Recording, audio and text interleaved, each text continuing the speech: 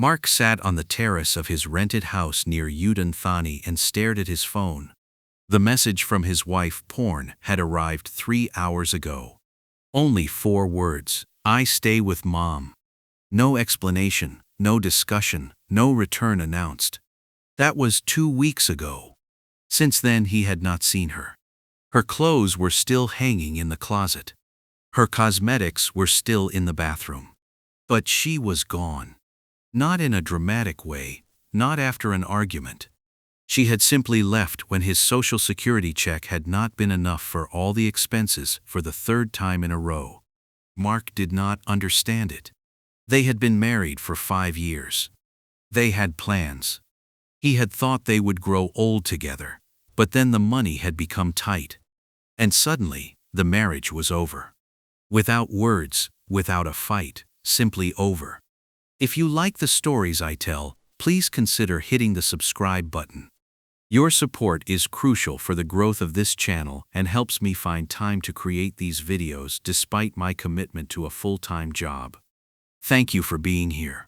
To understand why so many marriages in Thailand break apart when the money runs out, one must first understand how these marriages function in the first place. It is not about romance, not primarily. It is about something much more fundamental, a silent contract. This contract is rarely spoken aloud. Sometimes the participants themselves are not aware of it, but it exists and it defines the relationship from the very beginning. On one side stands the man, usually an American, between 50 and 70 years old. He brings financial security, a pension, perhaps savings, the possibility of building a house, buying a car, and helping the family. He plans for the future. He thinks in terms of insurance and safety. On the other side stands the woman, Thai, often between 25 and 40 years old. She brings closeness, everyday life, companionship, and social integration. She cooks, takes care of the household, and accompanies him to appointments. She establishes the connection to Thai culture, translates, and navigates the bureaucracy. Both sides get something they need. The man gets companionship, care, and the feeling of being needed. The woman gets financial stability, the possibility of supporting her family, and security for the future. This is not problematic per se. Many relationships worldwide are based on a certain degree of practical considerations. The problem arises when one side thinks it is love, while the other knows it is an arrangement.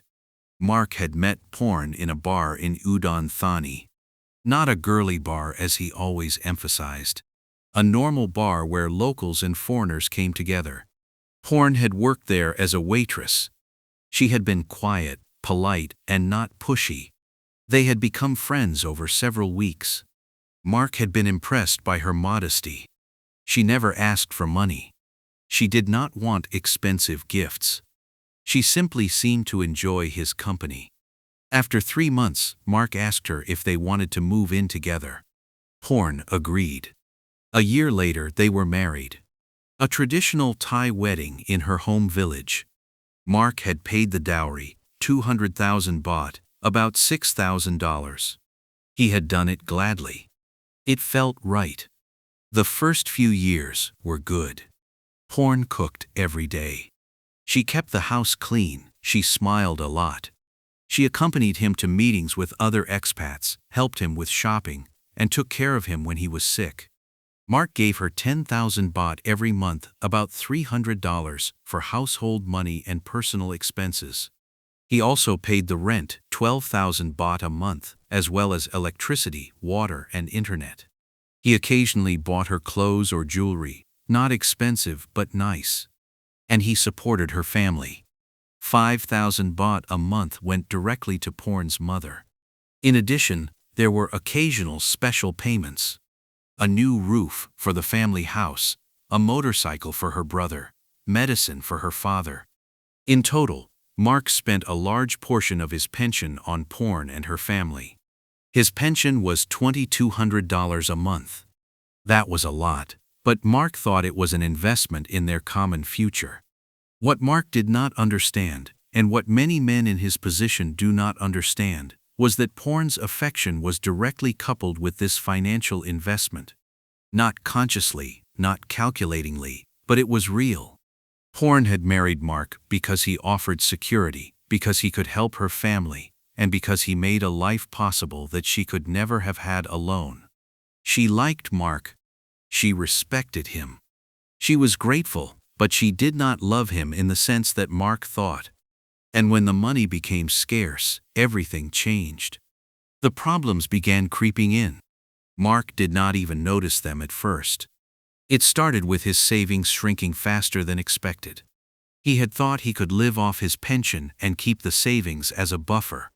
But the cost of living in Thailand rose. The exchange rate between the dollar and the baht worsened. Unexpected expenses appeared. A broken refrigerator, an expensive dental treatment, new glasses. Within 3 years, Mark had used up about $45,000 of his savings. He still had about $15,000 left. It was not nothing, but it no longer felt safe. Mark began to be more careful. He questioned expenses. He said no more often when Porn's family asked for money. Your brother needs money for car repairs, 5,000 baht. Can he not save it himself? I bought him a motorcycle 3 months ago. Porn looked at him coldly. A motorcycle is not a car. I know, but forget it. She turned away. Such conversations increased, and each time the atmosphere between them became a bit colder. Mark also noticed that Porn was home less often. She drove to her family more frequently. Sometimes for a weekend, sometimes for a week. Why do you have to be away so often? Mark asked. Mom needs help, she is old. But you were already there for 2 weeks last month. And you have a problem with that? Mark wanted to say, yes, I have a problem with it. I am lonely when you are gone. We are married. We should be together. But he said nothing. He did not want to fight. The changes were subtle but systematic. Porn still cooked, but with less care. Simple dishes. Rice with egg, rice with fish. Nothing elaborate anymore. She still cleaned up, but no longer every day. The house looked messier. She smiled less often. Her answers were shorter, and the closeness between them disappeared. Porn fell asleep earlier, or she was on her phone texting her family. She turned away physically. Mark tried to seek conversation. Porn, is everything all right between us? Yes, why? I have the feeling you are more distant. Porn shrugged her shoulders. Maybe you are imagining it. I am not imagining anything. You are different. You are also different. What do you mean by that? Before, you were generous. Now you only think about money. I do not only think about money. But we have to be careful. My pension is not enough for everything. Other men manage it. The sentence hit Mark like a blow. What do you mean by that? Nothing. Forget it. But Mark could not forget it. The sentence echoed in his head. Other men manage it. What did that mean? That he was not enough. The truth was that Porn was comparing, not consciously cruel, but practically. She saw other Americans in the village building larger houses, driving more expensive cars, and pumping more money into their families. And she wondered why Mark could not do that. For Mark, financial caution was a necessity. He saw his savings shrinking and got scared. For Porn, it was a sign that Mark had changed, that he was less generous, less reliable. The basic assumption of their marriage, financial security in exchange for closeness and care, had begun to waver, and the relationship began to crumble. When money runs out in a Thai marriage, there are 3 typical courses. Not every marriage follows these patterns exactly, but most resemble one of them. In this scenario, the couple stays together, but the relationship transforms into a purely functional union. The emotional connection dies, but the practical structure remains. Henry and Nu were such a couple. They had been married for 8 years. Henry was 64, Nu was 42. They lived in a small house near Khon Kaen. When Henry's money became tighter and his pension barely covered the basic costs, their relationship changed fundamentally. They hardly spoke to each other, only about practical things. What is there to eat? When is the electricity bill coming? Can you fill up the car? They shared the bed, but only in a physical sense. No touching, no physical contact. Henry slept on his side, Nu on hers. They had separate lives. Henry spent his days in front of the television or on the internet. Nu was with friends or her family. When visitors came, they played the couple, smiled, and spoke politely to each other, but as soon as the visitors were gone, the silence returned. "We don't fight," Henry once said to a friend. "We just don't exist anymore." That was the functional marriage. No love, no closeness, but also no end. Both stayed because leaving was more complicated than staying. In this scenario, the marriage does not officially dissolve, but the woman increasingly shifts her life away from the husband toward her family. That was Mark's situation. Porn did not leave officially. She formally remained his wife, but she was home less and less often. First, 1 weekend a month with her family, then 2 weekends, then a week, then 2 weeks. Eventually, she was there more than she was with Mark. When Mark called her, she said, "Mom needs me. I will be back soon." But soon became next week, and next week became perhaps next month. Mark continued to send money, 5,000 baht a month to Porn's mother, officially for her support, but he knew that it also benefited Porn. He paid for the house in which he lived alone. He waited for Porn to come back, but she did not come. That was the shift. The marriage existed on paper. In real life, it was over. This was the most dramatic course, although paradoxically it was the quietest. No escalation, no big fight. The woman simply disappeared. Chris experienced this.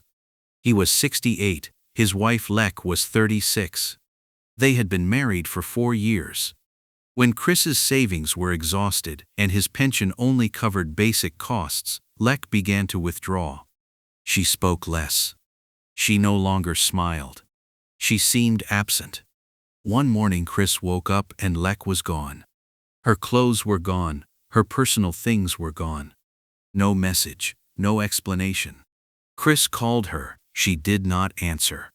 He wrote her messages, no reply. He drove to her family. The mother only said, "Lek is not here. I don't know where she is." Chris knew that was a lie, but he could do nothing. Lek had simply disappeared from his life. Without words, without a goodbye. She didn't leave, Chris said later to a friend. She was suddenly gone. That was the silent break. Total, final, without any possibility of a conversation. One of the most frustrating things for men in this situation is the fact that conversations rarely change anything. On the contrary, they often make the situation worse. Mark tried many times to talk to Porn, openly, honestly, about their relationship, about the finances, about the future.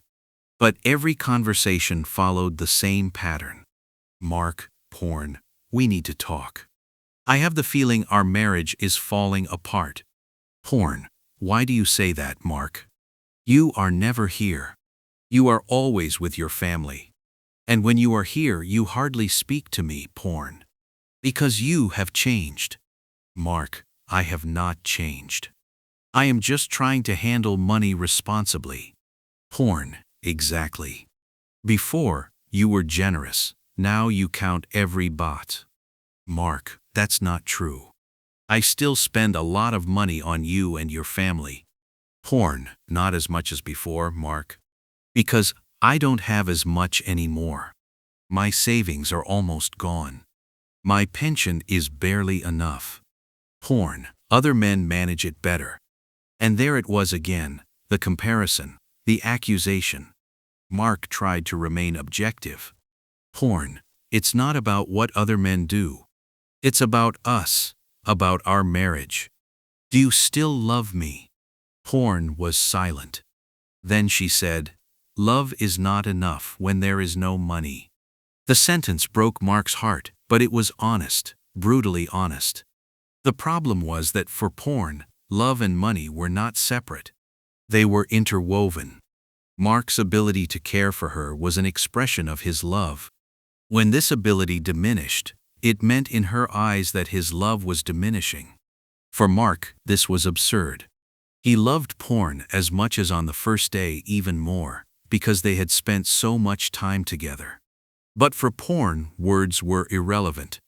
Actions counted, and the action that counted was financial support. Such conversations always ended the same way. Mark frustrated and hurt, porn cold and distant, and the gap between them grew deeper. The financial reality became a question of character. Mark's caution with money was interpreted as stinginess, as a lack of love, as a failure as a husband, and objective figures, bank statements, budgets, and bills always lost against emotional expectations. What made the situation even more frustrating for the men was the legal reality. In almost all cases, they had no legal protection or recourse. Mark had invested about $55,000 in porn and her family over the years. Dowry, house construction for the family, motorcycles, furniture, support payments. The house he had co-financed was in porn's mother's name. Legally speaking, it did not belong to him. He had no claim to it. The motorcycles were registered in porn's name. The car he had bought for her belonged to her. Everything Mark owned in Thailand could be taken from him at any time. Not through theft, but simply because he legally owned nothing. As a foreigner, Mark could not own land in Thailand. He could not own a house except in very complicated and expensive constructs. He could not register vehicles in his name without proving a permanent residence. Practically, this meant everything ran through porn. And when the marriage ended, porn kept everything. Mark had not set up any contracts, no written agreements. He had trusted porn. He had thought they would stay together forever. Now he sat there with almost nothing. The house in which he lived was rented. If porn no longer wanted to be with him, he had no home. The legal reality was that love ended, obligations remained, but only for one side. Henry had recognized this before it was too late. He had made an informal contract with Nu. If they stayed together, he would give her a fixed amount every month. If they separated, he would pay nothing more. It was not romantic, but it was clear. Nu had agreed. Not enthusiastically, but practically. Their marriage had become a functional arrangement, but at least Henry had maintained some control over the situation. Mark did not have this control, and he regretted it bitterly. Despite everything, many men stayed even if the marriage was factually over, even if they were unhappy, even if they knew the situation was hopeless. Why? The reasons were varied, but they all came down to the same thing: fear and a lack of alternatives. Shame. To go back to the USA meant admitting that one had failed, that the dream of a worry-free life in Thailand had not worked, that one had entered into a marriage that was not real. The shame was overwhelming. The idea of telling friends and family, yes, she only married me for the money, and when the money ran out, she left me. That was too humiliating. Hope. Many men clung to the hope that things would improve, that porn would come back, that Lek would start smiling again, that Nu would show closeness again. This hope was often irrational, but it was strong. Fear of return. In the USA, many of these men had nothing left. No apartment, no furniture, hardly any social contacts. The idea of moving into a small one-room apartment, living on Social Security, being lonely, that was terrifying. In Thailand, they at least had the climate, the familiar surroundings, and superficial contacts with other foreigners. Lack of alternatives. Many of these men were too old to start over, too old to find a new partner, whether in the USA or in Thailand when money was tight, and too old to reinvent themselves. They were trapped, not by violence, not by legal constraints, but by circumstances, by their own decisions, and by the reality they had created. Mark stayed because he did not know where else to go. He hoped that porn would come back. He continued to send money, waiting. Henry stayed because the alternative of loneliness in the USA was even worse than the cold, functional arrangement with New. Chris had no choice. He had no money for a new start. He was stuck. A lack of money bound these men emotionally more strongly than any legal construct ever could. The uncomfortable truth about many marriages in Thailand is that they do not break apart because of infidelity. They do not break apart because of cultural misunderstandings. They do not break apart because of language barriers. They break apart because of changed ability to pay. That sounds harsh and cynical, but it is the reality for a large portion of these relationships. As long as the man could pay, the marriage worked. The wife was loving, caring, and present. She fulfilled her role in the silent contract. As soon as he could no longer pay, the contract collapsed. Not overnight, not loudly, but quietly and finally. The closeness disappeared first, then the communication, then the physical presence, until finally only a shell was left, a marriage on paper, dead in real life. This does not mean that all Thai women were calculating or heartless. Many acted out of necessity, out of the obligation toward their family, and out of a cultural expectation that daughters take care of their parents. For many Thai women, marriage with a foreigner was an economic decision, a way to escape poverty, and a chance to help the family. They liked their husbands, they respected them, but they did not love them in the romantic sense that the men expected. And when the economic basis fell away, the motivation to stay in the marriage also fell away. That was not evil. It was practical. But for the men, it was heartbreaking. They had fallen in love. They had believed the women would love them for their own sake. They had imagined a common future. And then they found that they had only been providers, not partners, not lovers, but providers. This realization was brutal. There were exceptions, not many, but they existed. Marriages between foreigners and Thai women that lasted even when money became tight. What did these couples do differently? Separate finances. In the most stable marriages, both partners maintained separate finances. The man paid for certain things like rent or food. The woman earned her own money and took care of her own expenses and her family. That sounded unromantic, but it prevented money from defining the relationship. Clear boundaries. These couples had spoken about clear expectations. How much money would flow to the woman's family? What happened in emergencies? What were the limits? These conversations were unpleasant, but they prevented misunderstandings and disappointments later. Own reserves. The most successful men had always kept an emergency fund. Money that they did not touch. Money that was only there for real emergencies, or in the case of a return to Europe or America. This emergency fund gave them bargaining power. They were not trapped. They had an exit option. Realistic expectations. These men had no romantic illusions. They knew that the relationship also had practical components. They did not expect unconditional love. They accepted the relationship for what it was, an arrangement that benefited both sides. That did not mean these marriages were loveless, but they were realistic. Own interests. The most stable men had hobbies, friends, and interests outside the relationship. They were not completely dependent on the woman for emotional fulfillment. That made them less vulnerable when the relationship became difficult. Ray was such a man. He was 60, married to Sum, a 40-year-old Thai woman. They had been together for 7 years.